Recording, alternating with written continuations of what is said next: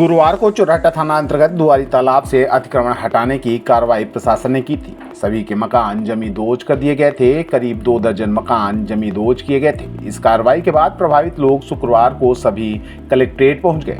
Collector से प्रभावित लोगों ने अन्यत्र स्थान पर विस्थापित करने की गुहार लगाई है। प्रभावितों का कहना है कि उनका घर बिना किसी पूर्व सूचना के जमींदोज कर दिया गया। उन्हें गृहस्थी का सामान तक हटाने का मौका नहीं दिया गया।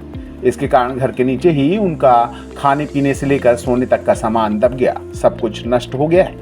अब पूरा परिवार खुले आसमान के नीचे आ गया है। सिर से छत चली गई है। घर जमींदोज किए जाने के बाद प्रभावित लोगों ने प्रशासन पर आरोप लगाते हुए इस कार्रवाई में सभी के साथ बराबर का न्याय नहीं करने का आरोप लगाया है।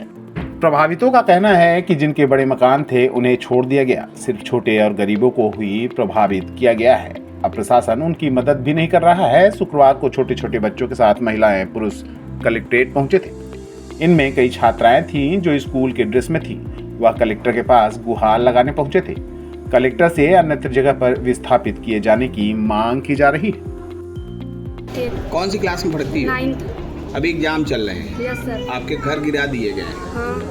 तो किताब कापी उसी में दब गया? यस सर, सारे किताब कापी उसी में दब गए और हम लोग 1 बजे गए थे पेपर देने बिना खाए पिए। हाँ। खाना भी नहीं बन पाया था। सुबह से सब घर गिराने लग गए थे। हम लोग उसी में सब सामान हटाने लगे तो भी और सामान दब गए। तो अभी घर गिरा दिया गया तो रह कैसे रही हो? ऐसे ऐसे घाम में धूप में ऐसे पड़े थे। हाँ, तो पढ़ाई लिखाई कैसे कर रही हो बिना कुछ नहीं। पढ़ाई लिखाई कहाँ करें जब घर ही नहीं है तो?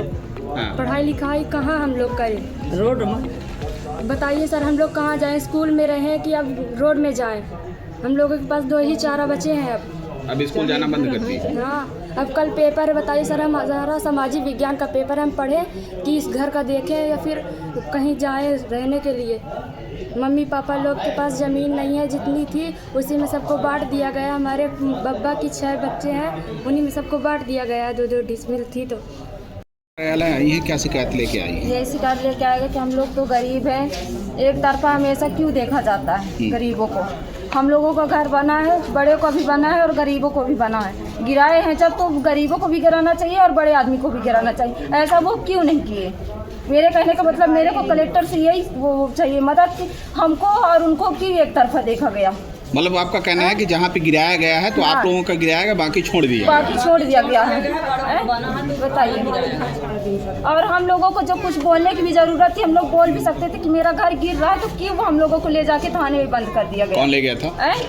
वही जो वहाँ की पुलिस थी वही लेके गए थे। चौराहा थाने लेके गए थे। 4 लोग हैं। मेरे बाप मतारी क्या करेंगे? कैसे हम लोगों को पालेंगे?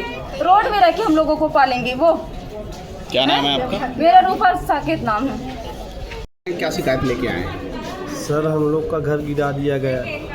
कलेक्टर के यहाँ भी पहले 8-10 ठो हम लोग आवेदन दे चुके हैं। मैडम खुद बोली थी कि जब तक आप लोग को प्लाट नहीं दिया जाएगा, जब तक आप लोग का घर नहीं गिराया जाएगा। माननीय मुख्यमंत्री के पास भी हम लोग कई बार गए हैं। वो भी आश्वासन देते रहे कि जब तक आप लोग को दिया नहीं जाएगा, रहने के लिए व्यवस्था नहीं किया जाएगा, जब तक आप लोग का घर नहीं गिराया जाएगा।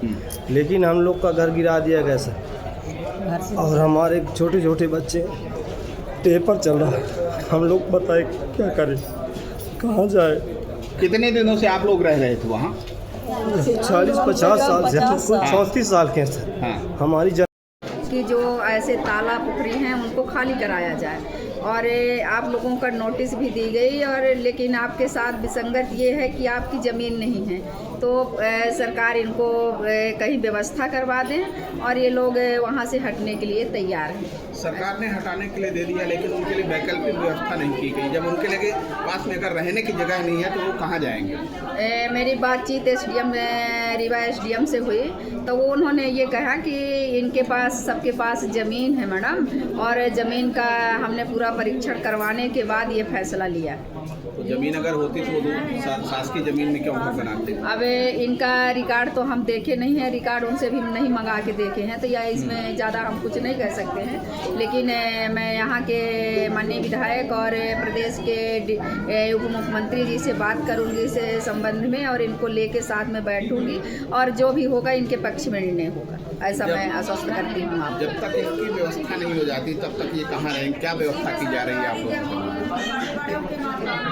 अब इनके अब अभी तो मेरा यहाँ के प्रशासनिक लोगों से भी ये कहना है कि अगर इनके पास रहने के लिए कोई व्यवस्था नहीं है, आप इनको घर से बेघर कर दिए हैं, तो इनको उचित जगह में कहीं रखवाया जाए और इनकी व्यवस्था की जाए रखने की।